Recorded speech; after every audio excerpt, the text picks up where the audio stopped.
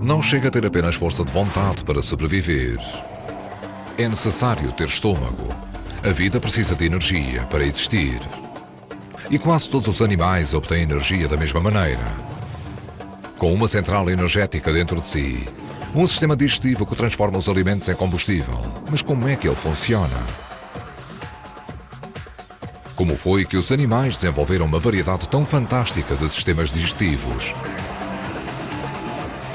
Para compreenderem a história da evolução, terão que ir ao estômago.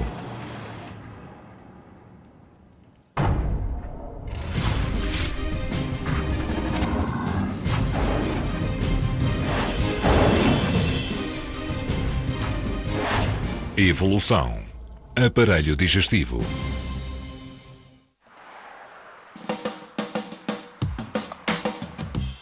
Esta não é uma vulgar saída à noite para jantar fora.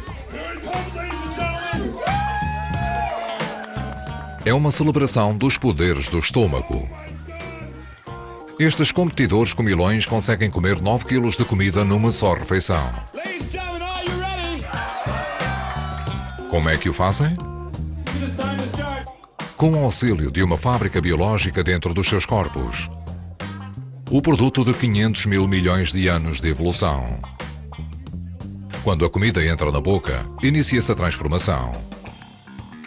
À medida que a comida é mastigada, umedecida e desfeita pela saliva, as nossas línguas moldam-na em pequenos pedaços que podemos engolir.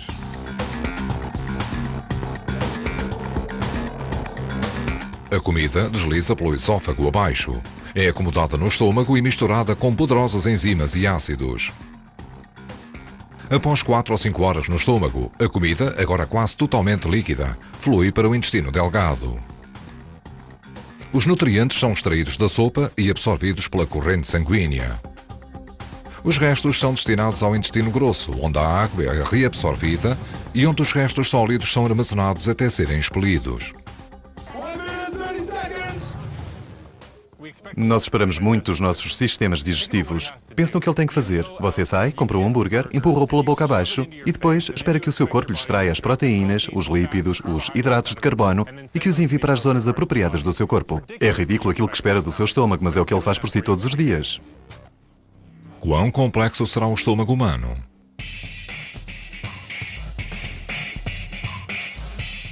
No Luxemburgo, existe um dispositivo que imita todos os passos químicos e mecânicos necessários para digerir um pedaço de comida. Cerca de 7 toneladas de tubos industriais e eletrónica moderna compõem uma máquina chamada cloaca.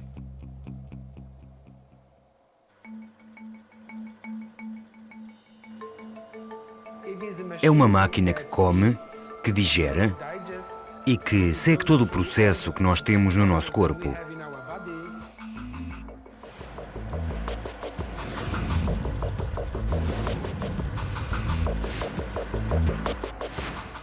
É uma máquina de grande envergadura que demonstra quão complexo é o processo humano. Todas as manhãs, um funcionário alimenta a máquina. Esta máquina em particular pode comer exatamente o que nós comemos com muita frequência. Come muitas coisas boas. À medida que a comida entra, um triturador de carne imita a ação mastigadora dos nossos dentes.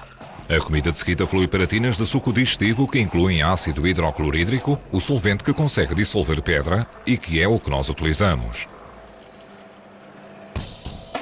Mais abaixo existem recipientes que representam a ação dos nossos intestinos, a decomposição seguinte da comida e a absorção de nutrientes.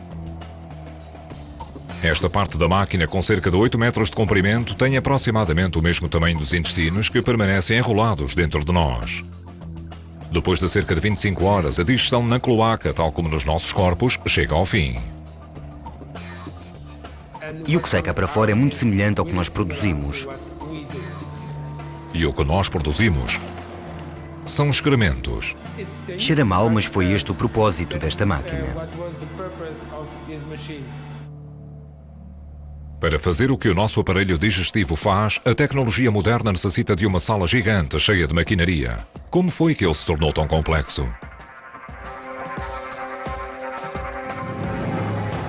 A resposta é: desenvolveu-se.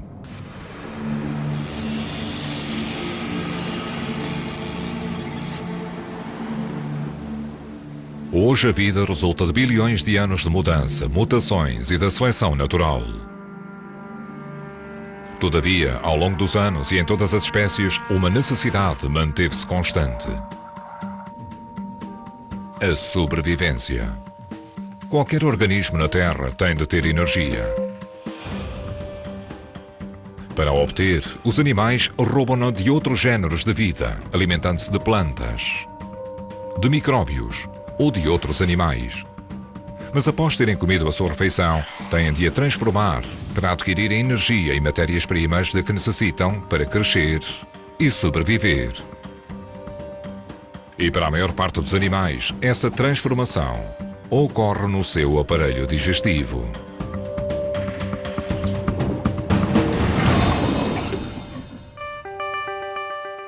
A evolução do aparelho digestivo é um importante componente da história da vida. Todos os animais foram capazes de se especializar em diferentes organismos, por apresentarem aparelhos digestivos específicos que lhes permitem fazer aquilo que necessitam.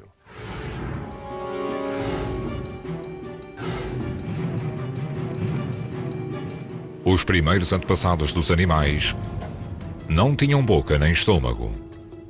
Eram micro-organismos que simplesmente se engoliam uns aos outros de modo a obterem energia.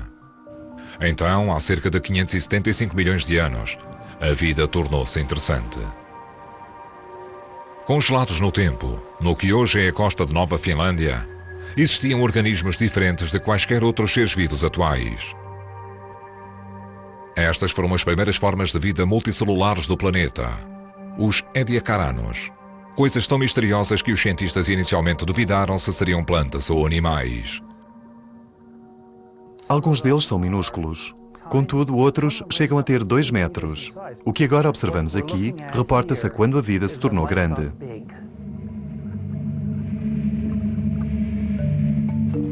Para identificar estes antigos organismos, os paleontólogos Guy Narbonne e Mark Laflamme vieram até ao Museu Real de Ontário para estudar uma rara coleção de fósseis ediacaranos.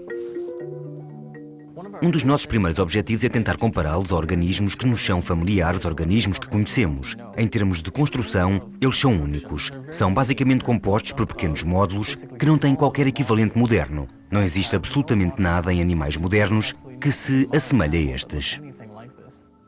Alguns ediacaranos eram licófitos, enquanto outros possuíam forma de discos e permaneciam deitados no fundo do mar. As suas formas levaram alguns especialistas a especular que os ediacaranos eram plantas primitivas. O pormenor é fantástico. O seu antigo habitat conta uma história diferente. Há mais de 500 mil milhões de anos, o lugar onde os ediacaranos morreram era um mundo muito diferente. A única coisa que nos demonstra que eles definitivamente não eram plantas era o seu ambiente. Análises aos sedimentos do local revelaram que os ediacaranos viviam a quase 1,5 km abaixo do nível de água, num lugar de permanente escuridão. Lá embaixo não havia luz suficiente para ler o título da capa de um jornal, nem sozinho conseguiria fazer a fotossíntese que uma planta necessita.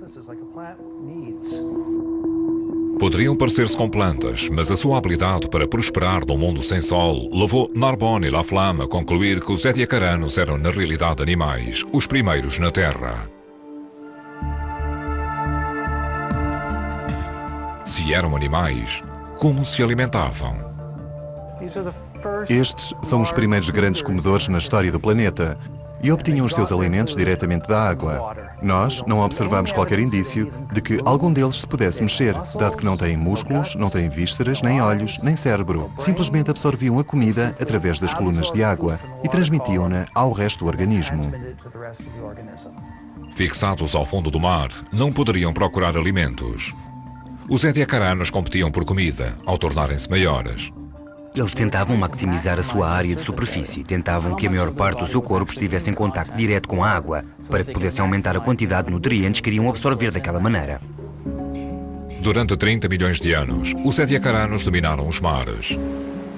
Então, numa súbita mudança evolucionária, a vida na Terra mudaria para sempre.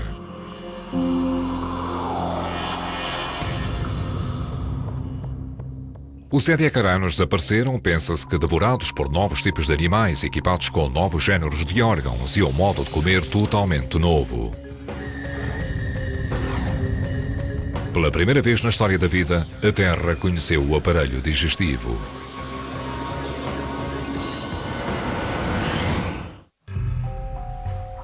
Durante 30 milhões de anos, os mares eram dominados por ediacaranos, simples animais que absorviam comida através da sua pele.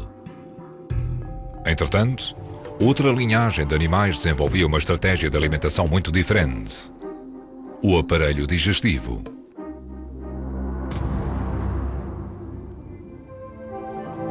Os primeiros estômagos poderão ter sido parecidos com os das atuais alforrecas. Se olharmos para algo como uma alforreca, vemos que não tem uma boca, nem um ânus e um tubo a ligar um ao outro. Tudo o que tem é um saco. Portanto, pode levar a comida para dentro do saco e regurgitá-la para fora novamente. Isto resulta muito bem numa alforreca. Todavia, a vida no mar estaria próxima de se tornar bastante mais complexa. Os ediacaranos desapareceram, dominados por um grupo inteiramente novo de criaturas nascidas durante um evento evolutivo conhecido como a Explosão Cambriana.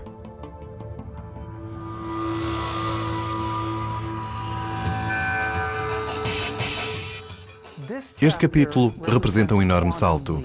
É provavelmente o evento evolucionário mais importante da história do nosso planeta. Com a chegada dos predadores, nós basicamente começámos uma corrida ao armamento. À medida que fomos desenvolvendo organismos que estavam a construir dentes sofisticados com vontade de morder, mastigar e comer coisas, também começámos a desenvolver organismos que possuíam formas de se proteger deles. A erupção de formatos e de formas trouxe também um novo e radical design digestivo. As criaturas cambrianas eram relativamente diferentes das ediacaranas, de diversas maneiras. Uma das mais importantes é a mobilidade. A mobilidade permitiu aos organismos alimentarem-se de maneiras diferentes. A caça ativa requeria um sistema digestivo mais eficiente, uma maneira de receber comida numa das pontas do corpo e de expelir os despojos na outra ponta. O que se desenvolveu foi um tubo com buracos em ambas as pontas, um projeto simplificado do nosso próprio sistema digestivo. Mas um tubo sozinho não era suficiente para digerir as presas bem armadas desta nova cadeia alimentar. Os predadores necessitavam de ajuda suplementar. Essa ajuda veio de algo tão pequeno que é invisível a olho nu. Hoje, um ótimo exemplo deste antigo segredo digestivo permanece a 1,5 km abaixo da superfície. Nas profundezas do Oceano Pacífico, cientistas do Instituto de Pesquisa do Aquário da Baía de Monterey, pilotando um submersível não tripulado, descobriram a carcaça de uma baleia. Mais interessante que os ossos era a densa plumagem que a revestia. Quando os encontrei, fiquei verdadeiramente intrigado. Este era claramente um animal que eu nunca havia visto. Estas plumas eram, na realidade, um novo tipo de verme marinho bizarro. Um animal sem boca e sem dentes que, de alguma maneira, evoluiu para se alimentar de ossos de baleia. Para dar sentido a esta estranheza digestiva, os espécimes foram enviados para Greg Rouse, da Instituição Oceanográfica de Scripps. Passei muito tempo a dissecar os ossos para retirar os vermes e estudá-los muito cuidadosamente, de modo a tentar compreender a sua anatomia. O que foi muito interessante foi que não consegui encontrar as suas vísceras. Não tinham boca, nem aparelho digestivo. Então ficámos realmente intrigados em saber como estes vermes se nutriam. Desprovidos de um sistema digestivo, como poderiam estes vermes comer ossos sólidos? Quando os começámos a dissecar e observá-los de perto, estavam cheios de bactérias e isso deu-nos uma pista vital. Rouse descobriu que os vermes não estavam a alimentar-se do osso da baleia, mas sim a esconder-se lentamente dentro dele. Os vermes estavam a fornecer o acesso da bactéria ao osso da baleia. Estavam a perfurar o osso, levando as bactérias consigo até às suas raízes. Contudo, Rouse ainda está a investigar com exatidão como eles o fazem. É claro que as bactérias estão a digerir as proteínas e gorduras do osso da baleia. Estas bactérias estiveram a trabalhar com os vermes numa relação simbiótica, partindo o osso da baleia e, em troca, os vermes comeriam as bactérias. Assim, não necessitavam de um sistema digestivo. Estavam, na realidade, a obter toda a sua nutrição através das bactérias que devoravam o osso da baleia por eles. Há muito tempo, a bactéria, a primeira forma de vida na Terra, desenvolveu enzimas para quebrar todos os géneros de material orgânico. Quando os primeiros animais emergiram, a bactéria iria encontrar abrigo nas suas entranhas. Em troca, a bactéria processaria a comida que os animais não pudessem digerir por si sós. Então, uma das intrigantes questões que nós temos é como é que esta cooperação pode ter evoluído. E parece que ocorreu por diversas vezes na história evolucionária. Aparenta surgir quando existe uma fonte de nutrição que é difícil para os animais explorarem diretamente. Mais de 500 mil milhões de anos depois, a bactéria é ainda essencial para a digestão em quase todos os animais. Transportamos cerca de 10 trilhões de micróbios nos nossos aparelhos digestivos que nos ajudam a extrair nutrientes da nossa comida. A bactéria foi essencial para a digestão de um dos reinos animais com linhagens de maior sucesso: animais com coluna vertebral. Os nossos antecessores, os primeiros peixes, evoluíram para rápidos predadores marinhos. Com potentes olhos e outros sentidos para caçar, os peixes também desenvolveram um estômago mais sofisticado. Abandonaram um saco vazio ou um simples tubo e adotaram o primeiro estômago apropriado. Quando o estômago aparece, vemos que passa a comida para diferentes zonas do aparelho digestivo, para que possamos ser muito mais eficientes a decompor a comida e a retirarmos a sua parte boa. Este potente motor digestivo abriu caminho a animais maiores e mais complexos. Novos tipos de comida criaram novas oportunidades evolutivas. Há 370 milhões de anos, uma estirpe de peixes descobriu um novo mundo de oportunidades em terra.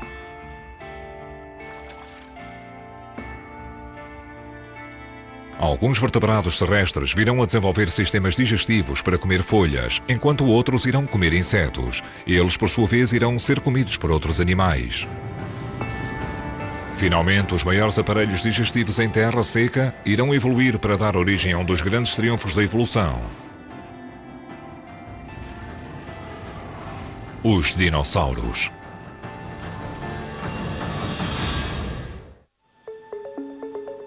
Os paleontólogos têm desenterrado ossos de dinossauros desde há cerca de 200 anos. Os fósseis que eles estudam contam-nos muito acerca de como os dinossauros eram e algumas coisas acerca de como agiam. Porém, muita da sua biologia, o que comiam, como o digeriam e se abasteciam de energia, permanece um mistério. Órgãos internos, tais como estômagos e intestinos, tipicamente não se fossilizam. Estes órgãos não têm partes rijas e, portanto, quando procuramos por indícios acerca da composição do sistema digestivo, temos de nos guiar por outras linhas de evidências.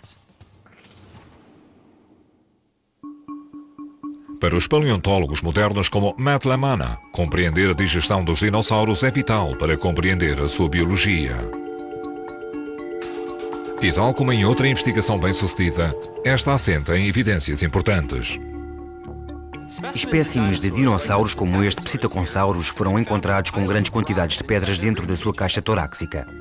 O motivo pelo qual o dinossauro teria um monte de pedras dentro do seu estômago poderá não ser fácil de entender à partida, até nos virarmos para os seus descendentes vivos, os pássaros. Estou aqui num lindo aviário rodeado de galinhas. O que eu estou a fazer é dar grão a estas galinhas. Estes grãos são muito rijos e, para os digerir convenientemente, os pássaros terão de encontrar uma maneira de os partir em pedacinhos. Não o poderão fazer com os dentes. Os pássaros perderam os seus dentes há muito na sua história evolucionária, mas estas galinhas resolveram o problema de uma maneira diferente, utilizando o que é apelidado de gastrolites. Gastrolites são pequenas pedras que os pássaros ingerem intencionalmente juntamente com a sua comida. Alojando-se na moela, um órgão digestivo, as pedras atuam como dentes. A comida entra na moela que contém os gastrolites. A moela irá contrair-se fortemente, forçando as pedras contra os pedaços de grão, partindo o grão aos bocadinhos e ativando os sucos intestinais da ave para atuarem com maior eficiência. Então, o que é que pedras estomacais e moelas de galinha nos dizem acerca dos dinossauros?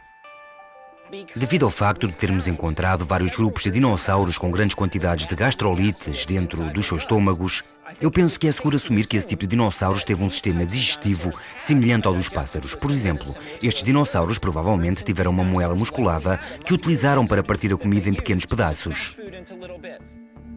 Gastrolites fossilizadas, tais como ossos, óculos, plumagens e outros, mostram que alguns dinossauros tiveram muitas características em comum com as aves.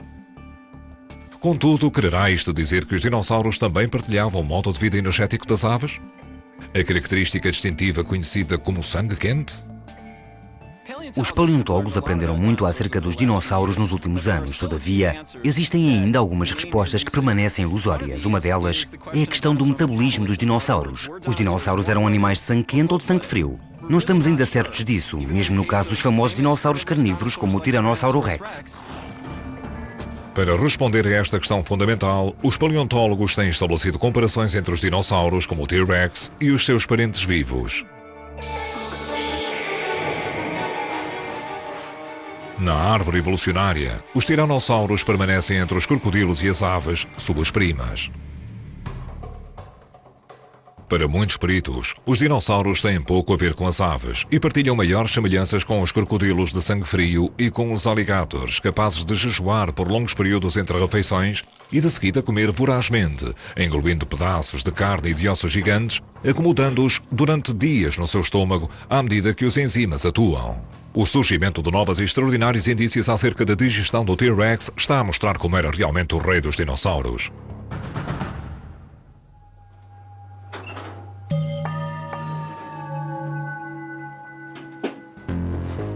A paleontóloga da Universidade do Colorado, Karen Chin, é perita na digestão dos dinossauros. Ela não trabalha com ossos fossilizados. Estuda algo mais que os dinossauros deixaram para trás. O que vemos aqui à frente parecem ser algumas pedras grandes e irregulares. Contudo, estas são pedras muito especiais, por serem na realidade fezes de dinossauro fossilizadas. As fezes fossilizadas são conhecidas como coprolites e podem dizer-nos muito acerca dos animais antigos.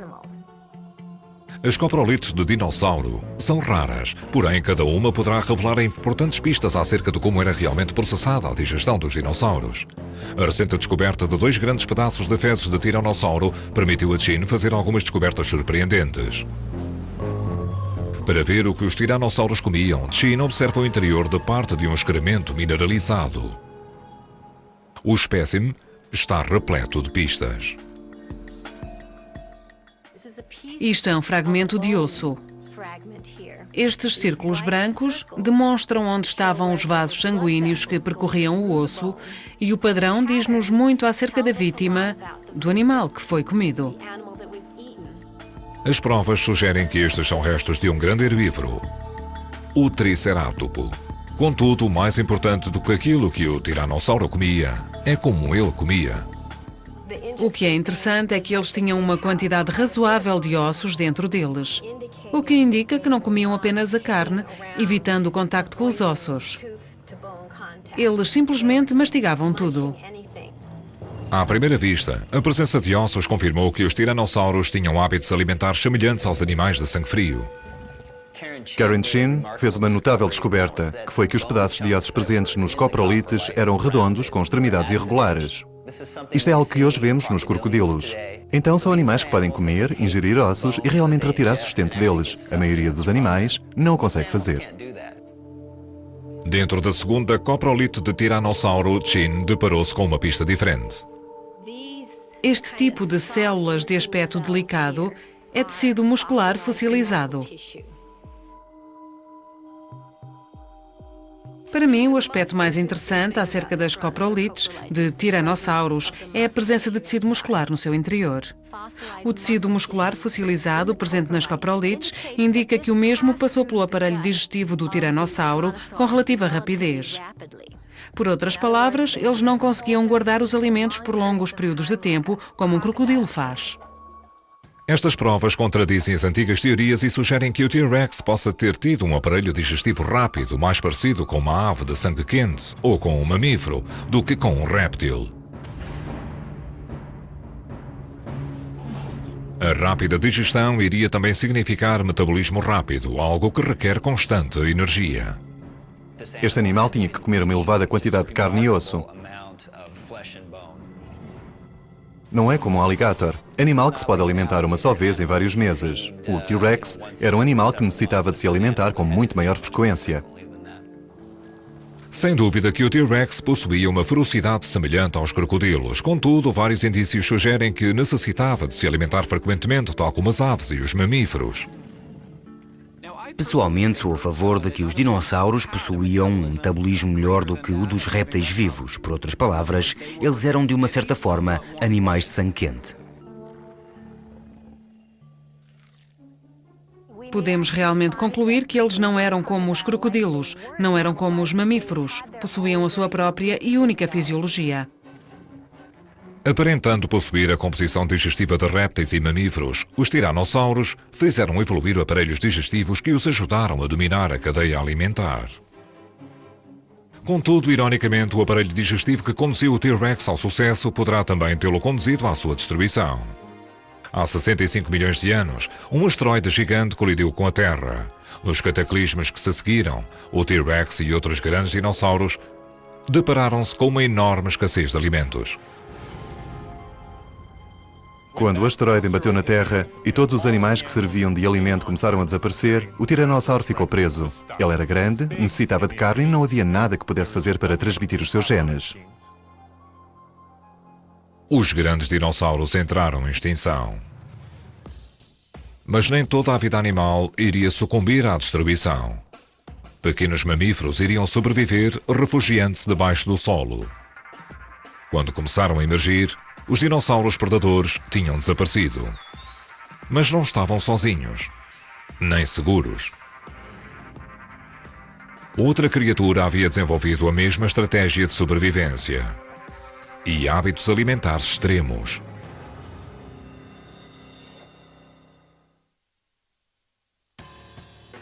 Nos primórdios dos mamíferos, um tipo de lagarto evoluiu para tirar partido da abundante fonte de comida.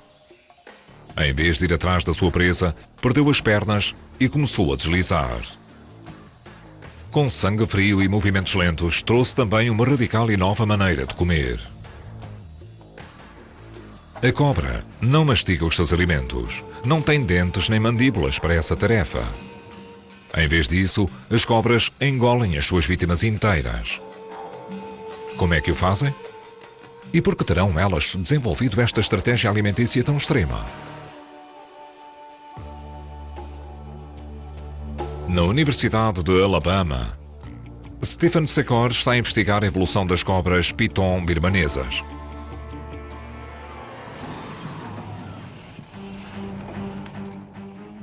O que é espantoso acerca destas cobras é a sua habilidade para se alimentarem de uma presa cujo diâmetro é muitas vezes superior ao diâmetro da sua cabeça.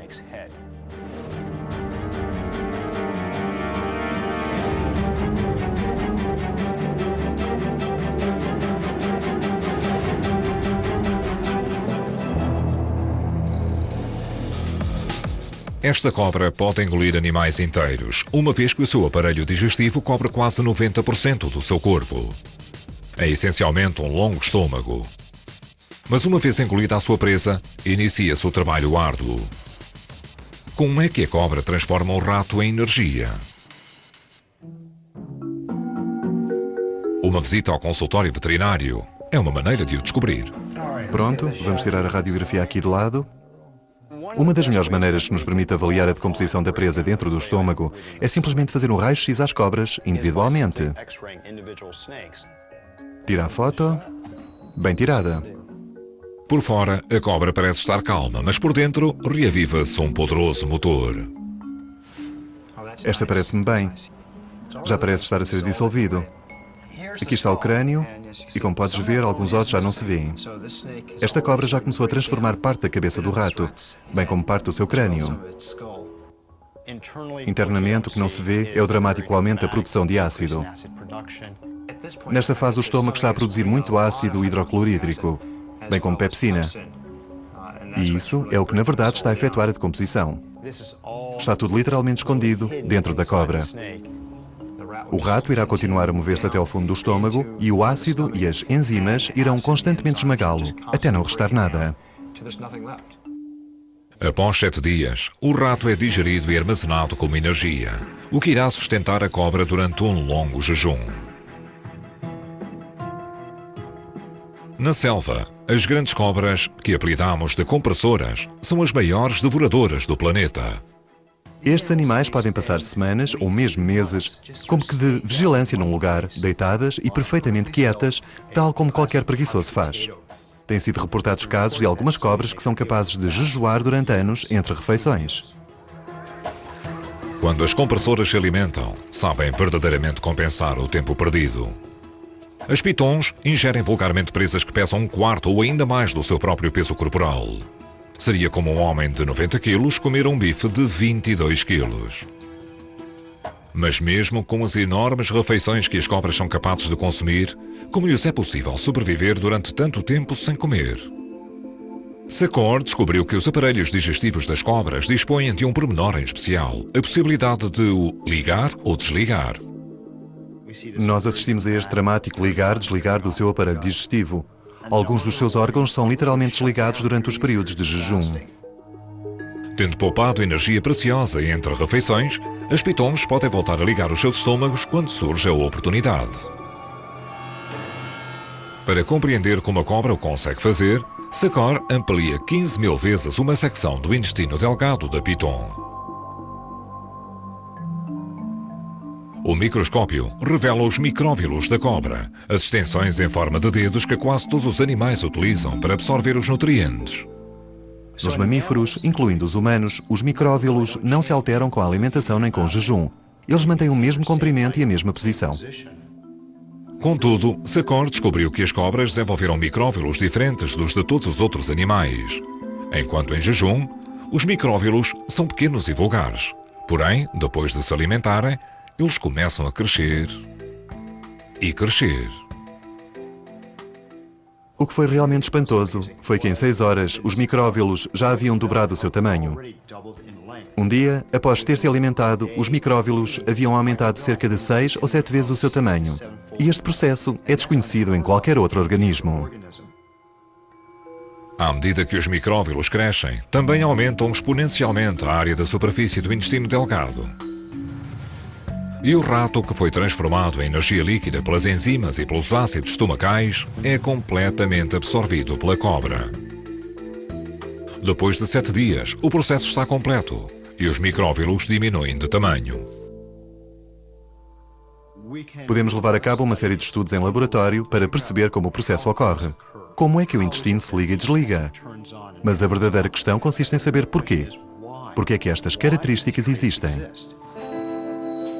Num mundo onde a presa é mais rápida que o predador, conservar a energia é vital para as compressoras. É um ótimo mecanismo evolucionário poder essencialmente passar períodos de tempo mais longos sem comer, deixando a energia armazenada abastecer o seu metabolismo. E é simplesmente uma ótima estratégia para a alimentação, para a digestão, para a sobrevivência. As cobras não são os únicos animais que desenvolveram os seus estômagos para lidarem com uma difícil dieta. Há 20 milhões de anos, no período Miocénico, uma corrente de arrefecimento global levou a algumas alterações ambientais dramáticas. Deu-se uma grande mudança onde grandes florestas de repente se transformaram em campos de pasto. Os animais que eram muito bons a pastar nas árvores e tinham prosperado até ao período Miocénico, de repente viram-se confrontados com um conjunto de regras acerca do que era bom e do que era mau. Para os herbívoros, que se alimentavam de folhas e plantas da floresta, a sua antiga fonte de comida estava a diminuir e, em muitas áreas, era substituída por uma fonte virtualmente ilimitada: a erva. Contudo, comer erva constituiu sérios problemas naquela altura. Oferecia pouca proteção dos predadores e, ainda mais importante, a erva era virtualmente indigesta. A erva pode ser abundante num campo de pasto, mas é muito difícil de comer, devido ao facto de ter muito poucos nutrientes em si. O nutriente que a erva tem está ligado a um indigesto e duro material celulósico. Mas alguns mamíferos desenvolveram a solução. Ruminantes, incluindo a vaca, vivem hoje com uma dieta de erva. Qual foi a sua solução digestiva? É possível observá-la dentro de um tipo de vaca muito especial. Tal como qualquer outra vaca, a Rose tem um estômago espantoso. Como é que o sabemos? A Rose ofereceu-nos uma janela para o seu estômago, literalmente. Ela é uma vaca fistulada. Com uma abertura cirúrgica de lado, Rose é um animal da pesquisa que vive na Universidade de Cornell. Retira-se o tampão do buraco para que consigamos ter acesso ao largo compartimento do estômago, o rumen. Um processo indolor para a vaca deu aos cientistas como Debbie Cherney uma visão sem precedentes de um dos mais complexos aparelhos digestivos da Terra. Porém, para fazer o seu trabalho, o estômago de Rose é mais do que complexo, é maciço. A sua primeira maior câmara, um tanque de fermentação gigante chamado de rumen, pode conter mais de 110 kg de relva úmida. Ela também produz cerca de 250 litros de saliva por dia. Portanto, é um compartimento muito grande para conter todo este material e para que o possa digerir lentamente. Numa viagem de 80 horas, a relva percorre 4 câmaras, que progressivamente vão decompondo a celulose, extraindo a energia e absorvendo água. Em todos os ruminantes, esta odisseia digestiva começa com um único passo, conhecido como ruminar. Quando ela acaba de comer, irá ruminar. Vai cuspir a comida. Regurgita-a na parte de trás da sua garganta e engole-a para espremer qualquer água que lá esteja e então mastiga a comida. Qual o porquê deste comportamento alimentar complicado? Poderá ter sido originado como uma forma de evitar predadores. Poder ter uma refeição sem se transformar numa. Uma vez que são as espécies perseguidas, se comerem rapidamente e se deslocarem para um local mais abrigado, mastigando a comida num lugar seguro, então mais destas espécies sobreviverão. Todavia, para digerir erva, os ruminantes necessitavam de mais do que um grande e elaborado aparelho digestivo. Eles também utilizaram o auxílio digestivo original da Terra, os pequenos passageiros clandestinos, com tantas espécies vivendo dentro deles. Os micróbios têm vivido dentro dos animais desde que estes se desenvolveram. Mas a vaca levou-os para um novo nível. O seu estômago é um habitat gigante para os micróbios. Dentro dele, trabalham mais de 200 tipos diferentes de micro-organismos, incluindo trilhões de bactérias que atacam a erva, transformando a celulose em açúcares e energia. Nos ruminantes, grandes protozoários encolhem as bactérias e mantêm-nas em ordem ao alimentarem-se delas. Existem ainda os fungos que partem a forragem das fibras, coisa que as bactérias não conseguem fazer. Quando vemos uma vaca a comer erva, é importante recordar que as vacas não conseguem digerir erva. A única razão pela qual a vaca é capaz de fazer algo com a erva é devido à grande colónia de bactérias vivendo dentro do seu estômago, que irá transformar a erva para ela.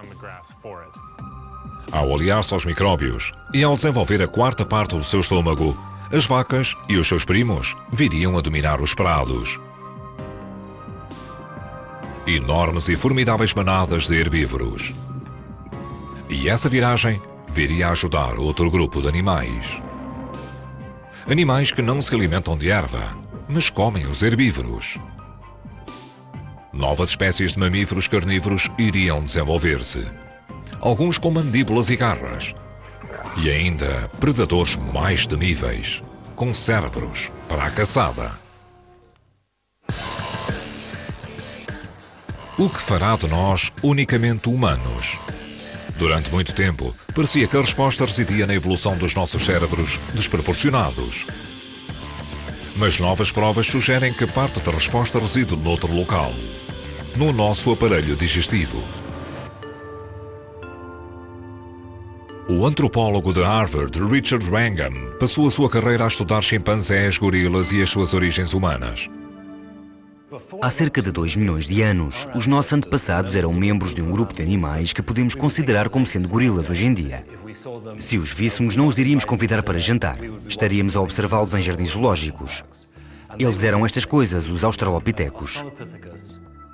O australopiteco era baixo, tinha um cérebro como o de um macaco, mandíbulas, dentes e estômago. Então, num espaço de tempo relativamente curto, as espécies deram origem a outras coisas, às coisas que se tornaram em nós. Estes novos hominídeos foram os nossos antepassados diretos. Acredita-se que durante centenas de milhares de anos deu-se um clarão evolucionário. A capacidade do cérebro destas novas espécies cresceu para o dobro dos australopitecos, enquanto os seus dentes e estômagos encolheram. Então tivemos um grande problema. Tínhamos um macaco com dentes grandes e um cérebro pequeno, que se transformou num humano com dentes pequenos e um cérebro grande. Como é que isto aconteceu? Wrangham acredita que todas estas mudanças tiveram a mesma causa: uma mudança radical na sua dieta. Existe uma questão fascinante acerca de qual é a questão entre a dieta e o tamanho do cérebro. Onde se consegue energia para abastecer o cérebro grande? Cada órgão no corpo exige a sua parte de energia. O aparelho digestivo e o cérebro são particularmente gananciosos. Se a espécie pudesse desenvolver estômagos mais pequenos, talvez pudesse desenvolver cérebros maiores. Como foi que os nossos antecessores mudaram de grandes estômagos para pequenos? O conhecimento convencional diz que estes indivíduos aprenderam duas coisas. Aprenderam a obter mais carne e aprenderam a utilizar ferramentas para caçar a carne. Nós sabemos que eles utilizavam ferramentas como esta para cortar a carne e, provavelmente, este mesmo tipo de ferramenta poderia ser utilizado para bater a carne e dar-lhes algo parecido com um bife de tártaro, o que iria ser bastante mais fácil de comer.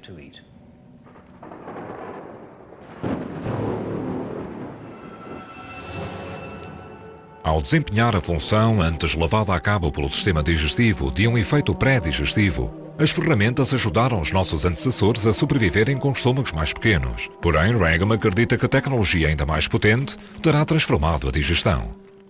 Era difícil de imaginar que, uma vez que o fogo foi utilizado por estas espécies em transição, elas iriam começar a colocar a sua comida sobre o fogo, por terem aprendido rapidamente que assim lhes saberia melhor. Para Wrangham, a introdução da culinária mudou tudo. Permitir-nos a obter mais energia da nossa comida com menos esforço. Penso que poderemos encarar a culinária como uma das melhores melhorias na qualidade da dieta, na história da vida e, certamente, entre todos os primatas. Como é que esta nova tecnologia, cozinhar, nos deu cérebros maiores? Para testar esta teoria, Wrangham está a colaborar com um perito em digestão animal, Stephen Secor. Eles planearam uma simples experiência para ver se existe alguma diferença entre a quantidade de energia necessária para digerir comida cozinhada e o da comida crua. As cobaias desta experiência são duas pitons birmanesas famintas, cobaias estas que não têm qualquer problema em digerir carne crua ou cozinhada. Depois das cobras terem sido alimentadas com 2 bocados de carne iguais, um cru e outro cozinhado, são colocadas em caixas.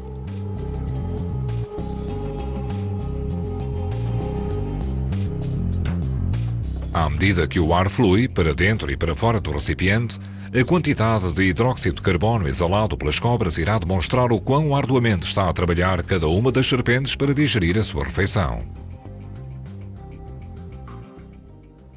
O que encontramos foi que, comparado com as refeições de carne crua, o bife cozinhado reduziu o custo da digestão em cerca de 12,5%. Portanto, isto apoia a hipótese de que a carne cozinhada irá reduzir o custo da digestão. Wrangham defende que para os humanos primitivos, os benefícios de comerem carne cozinhada foram transformantes. Julgamos que quando começamos a cozinhar nos tornamos capazes de consumir mais 10, 20, 30, talvez 50% de calorias da nossa comida. Ao longo do tempo, a evolução favoreceu indivíduos com aparelhos digestivos de menor dimensão. Eles não transportam todo o material desnecessário que diverge a energia para o estômago e que se pode utilizar no cérebro. Esta é a matéria-prima do sucesso evolutivo. É assim que se fazem mais bebés. É assim que se investe no nosso corpo e que se resiste melhor às doenças. É como se sobrevive por mais tempo.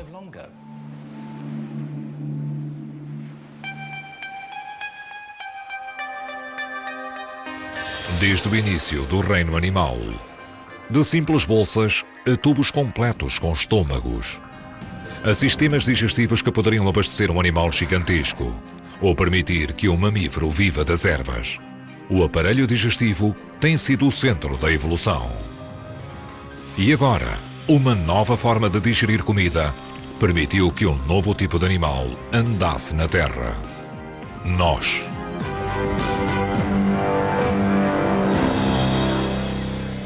onde a água é reabsorvida e onde os restos sólidos são armazenados até serem expelidos. Nós esperamos muito dos nossos sistemas digestivos. Pense no que ele tem que fazer. Você sai, compra um hambúrguer, empurra-o pela boca abaixo e depois espera que o seu corpo lhe extraia as proteínas, os lípidos, os hidratos de carbono e que os envie para as zonas apropriadas do seu corpo. É ridículo aquilo que espera do seu estômago, mas é o que ele faz por si todos os dias. Quão complexo será o estômago humano?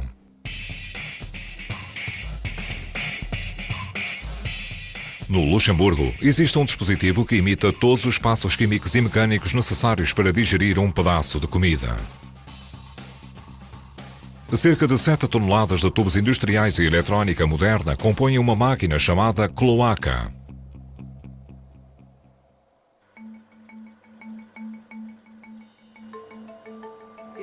É uma máquina que come, que digere e que segue todo o processo que nós temos no nosso corpo.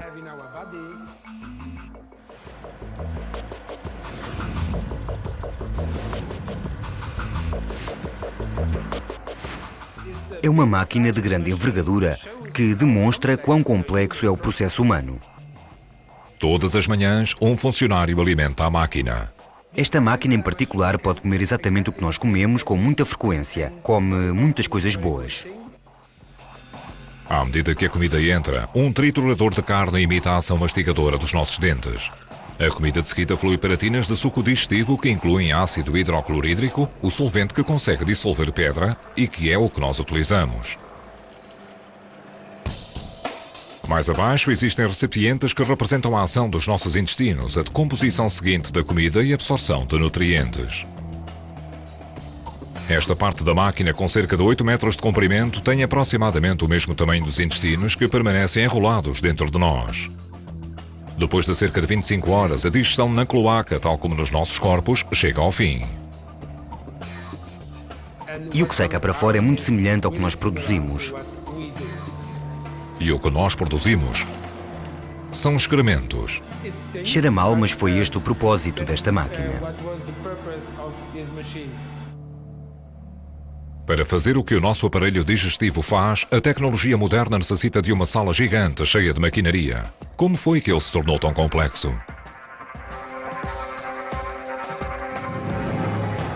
A resposta é: desenvolveu-se.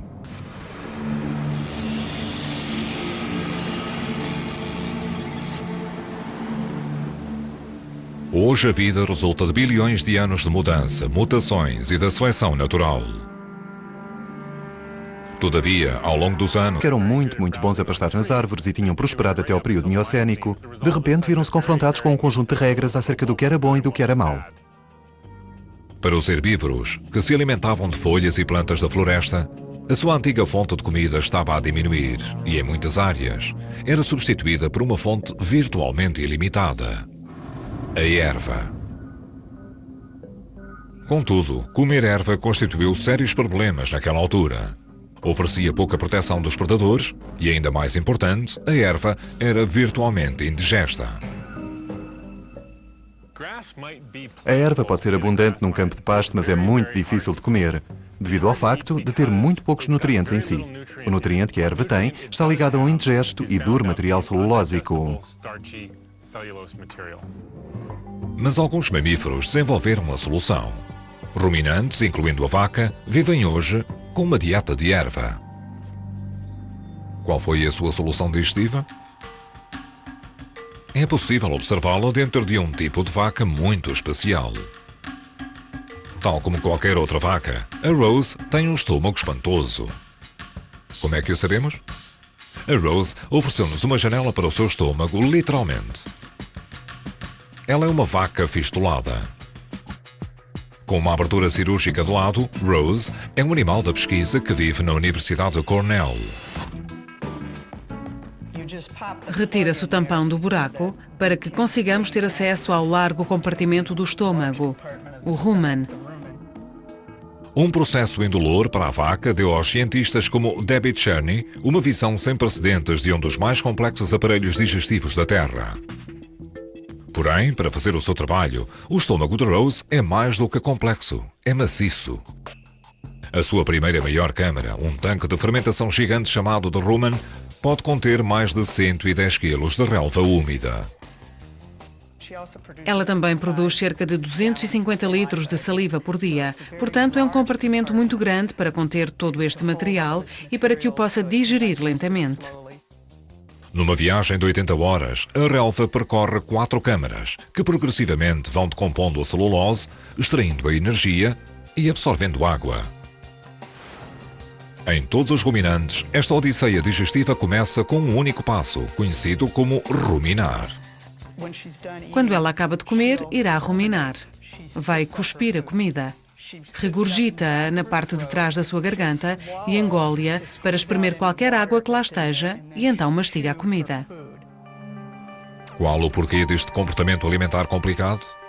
Poderá ter sido originado como uma forma de evitar predadores. Poder ter uma refeição sem se transformar numa. Uma vez que são O dos répteis vivos, por outras palavras, eles eram de uma certa forma animais de sangue quente.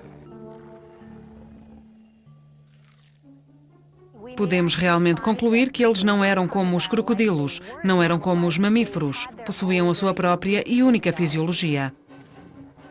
Aparentando possuir a composição digestiva de répteis e mamíferos, os tiranossauros fizeram evoluir aparelhos digestivos que os ajudaram a dominar a cadeia alimentar. Contudo, ironicamente, o aparelho digestivo que conduziu o T-Rex ao sucesso poderá também tê-lo conduzido à sua destruição. Há 65 milhões de anos, um asteroide gigante colidiu com a Terra. Nos cataclismos que se seguiram, o T-Rex e outros grandes dinossauros depararam-se com uma enorme escassez de alimentos. Quando o asteroide bateu na Terra e todos os animais que serviam de alimento começaram a desaparecer, o tiranossauro ficou preso. Ele era grande, necessitava de carne e não havia nada que pudesse fazer para transmitir os seus genes. Os grandes dinossauros entraram em extinção. Mas nem toda a vida animal iria sucumbir à destruição. Pequenos mamíferos iriam sobreviver refugiando-se debaixo do solo. Quando começaram a emergir, os dinossauros predadores tinham desaparecido. Mas não estavam sozinhos, nem seguros. Outra criatura havia desenvolvido a mesma estratégia de sobrevivência e hábitos alimentares extremos.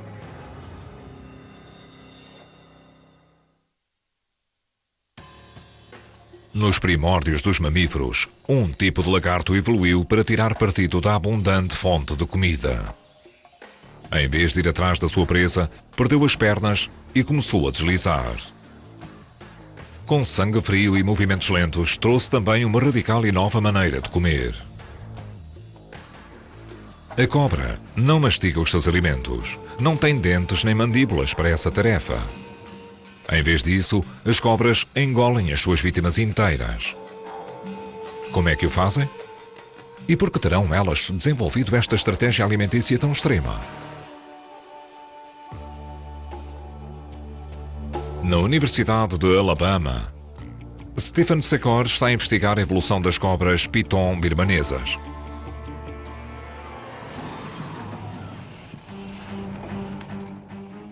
O que é espantoso acerca destas cobras é a sua habilidade para se alimentarem de uma presa cujo diâmetro é muitas vezes superior ao diâmetro da sua cabeça.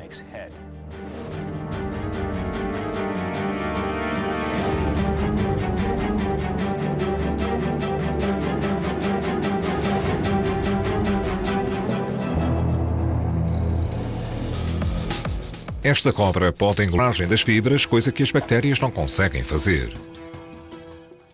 Quando vemos uma vaca a comer erva, é importante recordar que as vacas não conseguem digerir erva. A única razão pela qual a vaca é capaz de fazer algo com a erva é devido à grande colónia de bactérias vivendo dentro do seu estômago, que irá transformar a erva para ela. Ao aliar-se aos micróbios e ao desenvolver a quarta parte do seu estômago, as vacas e os seus primos viriam a dominar os prados. Enormes e formidáveis manadas de herbívoros. E essa viragem viria a ajudar outro grupo de animais. Animais que não se alimentam de erva, mas comem os herbívoros. Novas espécies de mamíferos carnívoros iriam desenvolver-se. Alguns com mandíbulas e garras. E ainda predadores mais temíveis, com cérebros para a caçada. O que fará de nós unicamente humanos? Durante muito tempo, parecia que a resposta residia na evolução dos nossos cérebros desproporcionados. Mas novas provas sugerem que parte da resposta reside noutro local, no nosso aparelho digestivo. O antropólogo de Harvard, Richard Wrangham, passou a sua carreira a estudar chimpanzés, gorilas e as suas origens humanas. Há cerca de 2 milhões de anos, os nossos antepassados eram membros de um grupo de animais que podemos considerar como sendo gorilas hoje em dia. Se os víssemos, não os iríamos convidar para jantar. Estaríamos a observá-los em jardins zoológicos. Eles eram estas coisas, os australopitecos. O australopiteco era baixo, tinha um cérebro como o de um macaco, mandíbulas, dentes e estômago. Então, num espaço de tempo relativamente curto, as espécies deram origem a outras coisas, às coisas que se tornaram em nós. Estes novos hominídeos foram os nossos antepassados diretos. Acredita-se que durante centenas de milhares de anos deu-se um clarão evolucionário. A capacidade do cérebro destas novas espécies cresceu para o dobro dos australopitecos, enquanto os seus dentes e estômagos encolheram. Então tivemos um grande problema. Tínhamos um macaco com dentes grandes e um cérebro pequeno, que se transformou num humano com dentes pequenos e um cérebro grande. Como é que isto aconteceu? Wrangham acredita que todas estas mudanças tiveram a mesma causa: uma mudança radical na sua dieta. Existe uma questão fascinante acerca de qual é a questão entre a dieta e o tamanho do cérebro. Onde se consegue energia para abastecer o cérebro grande? Cada órgão no corpo exige a sua parte de energia. O aparelho digestivo e o cérebro são particulares. Ao desempenhar a função antes levada a cabo pelo sistema digestivo de um efeito pré-digestivo, as ferramentas ajudaram os nossos antecessores a sobreviverem com estômagos mais pequenos. Porém, Wrangham acredita que a tecnologia ainda mais potente terá transformado a digestão. Era difícil de imaginar que, uma vez que o fogo foi utilizado por estas espécies em transição, elas iriam começar a colocar a sua comida sobre o fogo, por terem aprendido rapidamente que assim lhes saberia melhor. Para Wrangham, a introdução da culinária mudou tudo. Permitir-nos a obter mais energia da nossa comida com menos esforço. Penso que poderemos encarar a culinária como uma das melhores melhorias na qualidade da dieta, na história da vida e, certamente, entre todos os primatas. Como é que esta nova tecnologia, cozinhar, nos deu cérebros maiores? Para testar esta teoria, Wrangham está a colaborar com um perito em digestão animal, Stephen Secor. Eles planearam uma simples experiência para ver se existe alguma diferença entre a quantidade de energia necessária para digerir comida cozinhada e o da comida crua. As cobaias desta experiência são 2 pitons birmanesas famintas, cobaias estas que não têm qualquer problema em digerir carne crua ou cozinhada. Depois das cobras terem sido alimentadas com 2 bocados de carne iguais, um cru e outro cozinhado, são colocadas em caixas.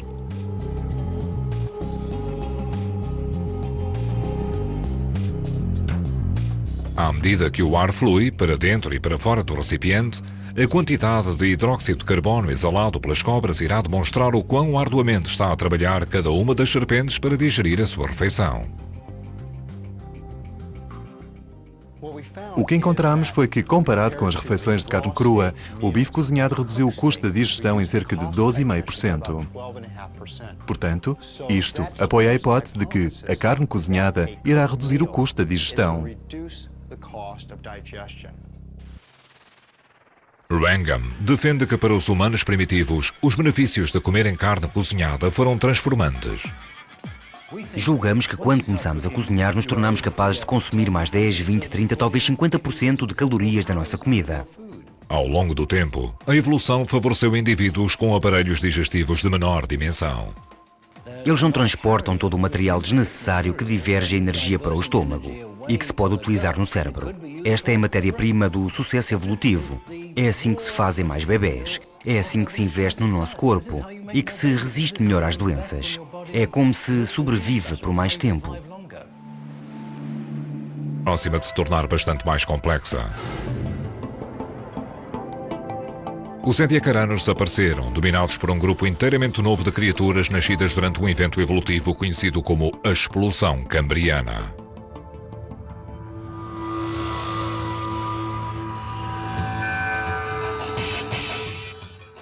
Este capítulo representa um enorme salto. É provavelmente o evento evolucionário mais importante da história do nosso planeta. Com a chegada dos predadores, nós basicamente começámos uma corrida ao armamento. À medida que fomos desenvolvendo organismos que estavam a construir dentes sofisticados com vontade de morder, mastigar e comer coisas, também começámos a desenvolver organismos que possuíam formas de se proteger deles.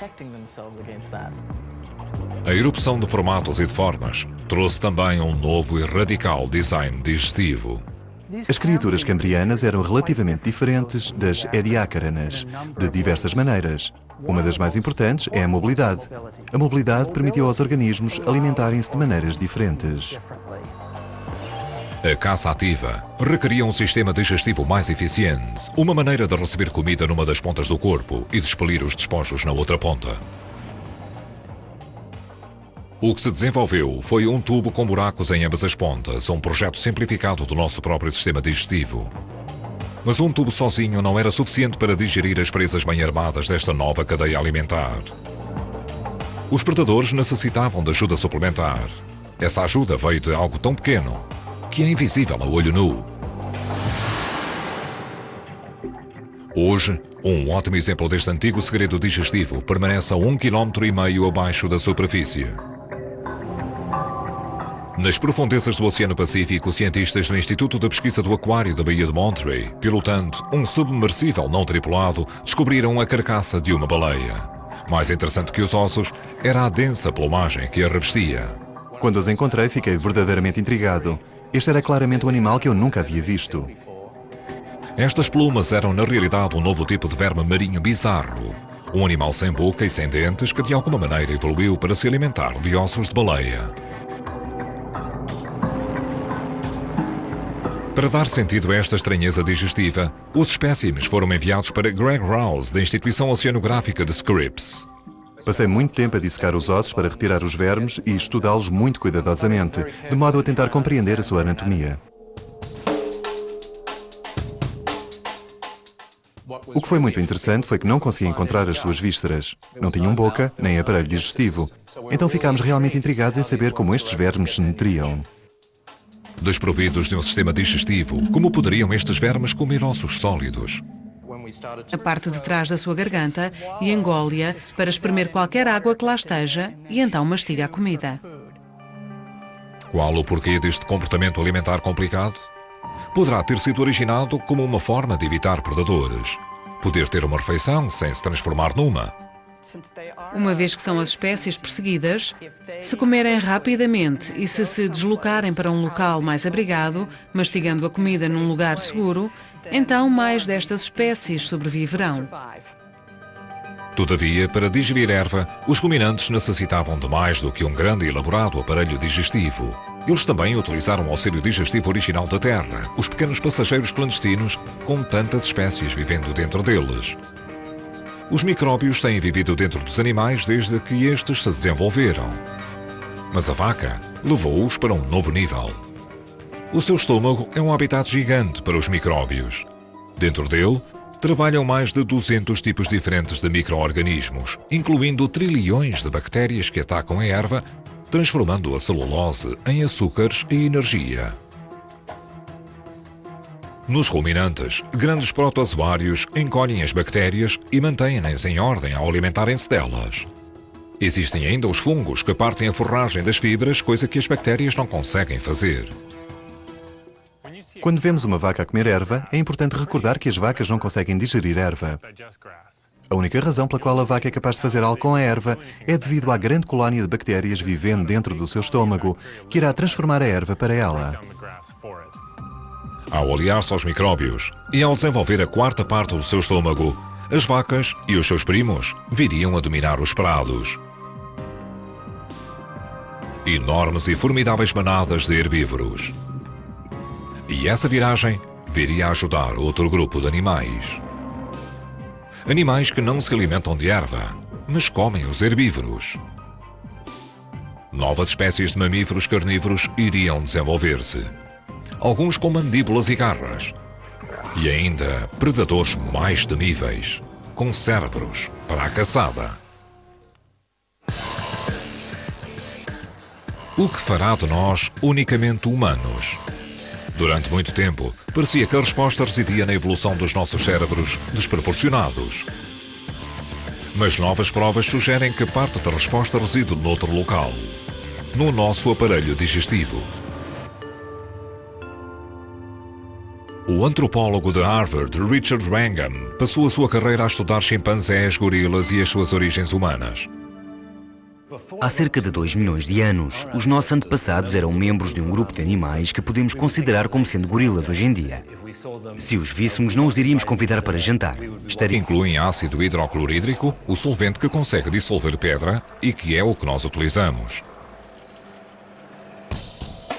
Mais abaixo existem recipientes que representam a ação dos nossos intestinos, a decomposição seguinte da comida e a absorção de nutrientes. Esta parte da máquina, com cerca de 8 metros de comprimento, tem aproximadamente o mesmo tamanho dos intestinos que permanecem enrolados dentro de nós. Depois de cerca de 25 horas, a digestão na cloaca, tal como nos nossos corpos, chega ao fim. E o que sai cá para fora é muito semelhante ao que nós produzimos. E o que nós produzimos são excrementos. Cheira mal, mas foi este o propósito desta máquina. Para fazer o que o nosso aparelho digestivo faz, a tecnologia moderna necessita de uma sala gigante cheia de maquinaria. Como foi que ele se tornou tão complexo?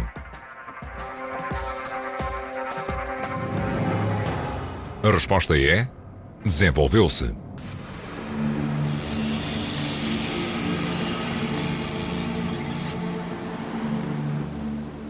Hoje a vida resulta de bilhões de anos de mudança, mutações e da seleção natural. Todavia, ao longo dos anos e em todas as espécies, uma necessidade manteve-se constante: a sobrevivência. Qualquer organismo na Terra tem de ter energia. Para a obter, os animais roubam-na de outros géneros de vida, alimentando-se de plantas, de micróbios ou de outros animais. Mas após terem comido a sua refeição, têm de a transformar para adquirir a energia e matérias-primas de que necessitam para crescer e sobreviver. E para a maior parte dos animais, essa transformação ocorre no seu aparelho digestivo.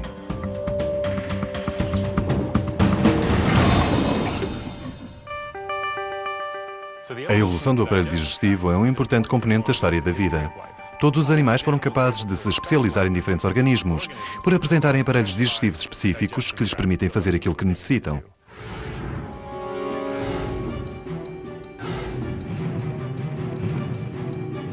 Os primeiros antepassados dos animais não tinham boca nem estômago. Eram micro-organismos que simplesmente se engoliam uns aos outros, de modo a obterem energia.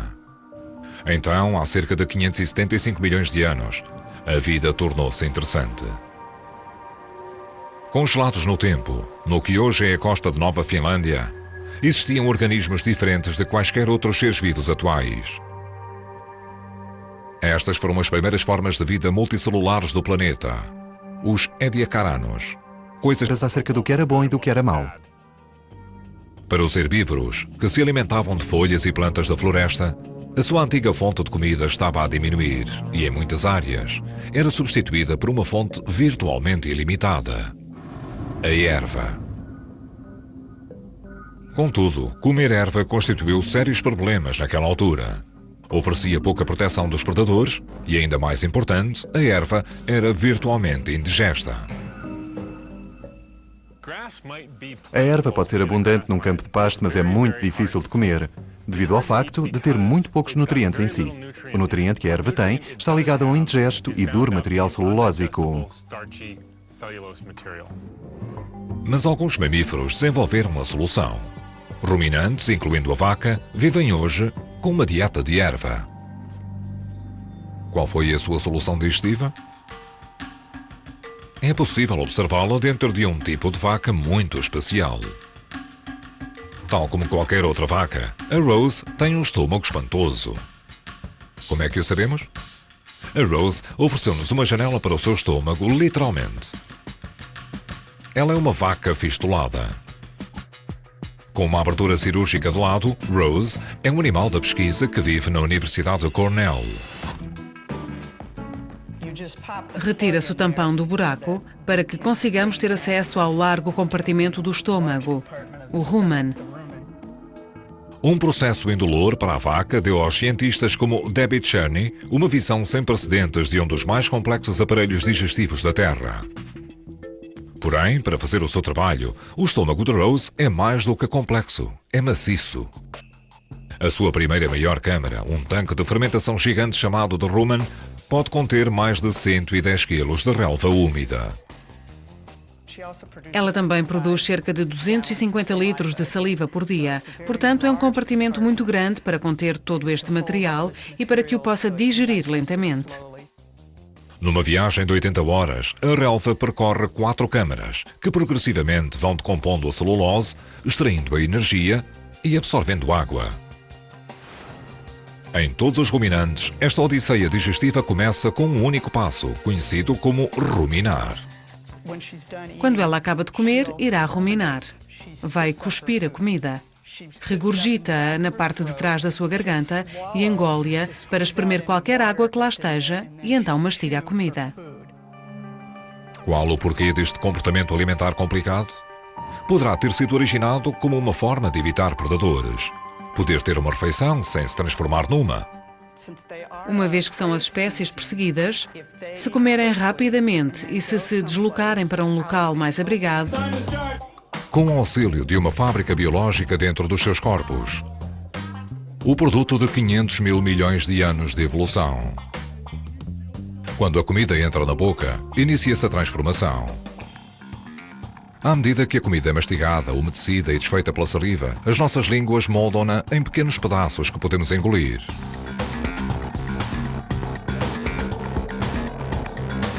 A comida desliza pelo esófago abaixo.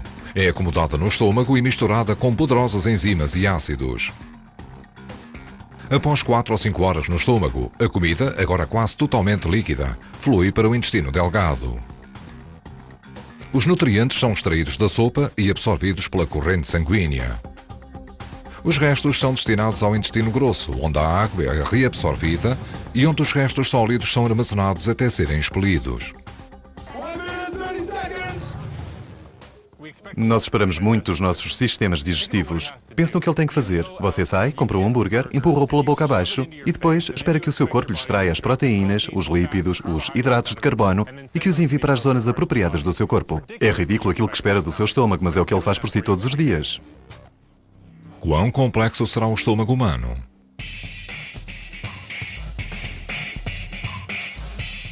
No Luxemburgo, existe um dispositivo que imita todos os passos químicos e mecânicos necessários para digerir um pedaço de comida.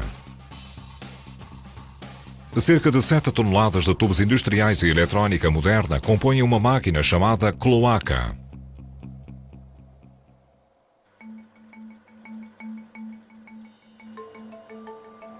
É uma máquina que come, que digere e que segue todo o processo que nós temos no nosso corpo.